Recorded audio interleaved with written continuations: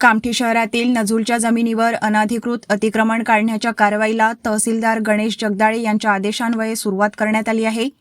कामठी कळमना मार्गावरील पारसीपुरा मैदानाच्या कडेला असणाऱ्या अतिक्रमणावर बुलडोझर चालवण्यात आला।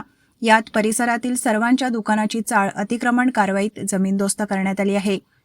काही दिवसांपूर्वी नयानगर येथील 18 घरांचे अतिक्रमण हटवण्यात आले होते। कामठी बसस्टँड चौकातील एका व्यावसायिकाचे नालीवरील अवैध अतिक्रमण काढण्यात आले होते।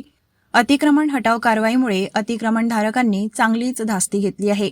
अवैध अतिक्रमण मोठ्या पोलीस बंदोबस्तात हटवण्यात येत आहे।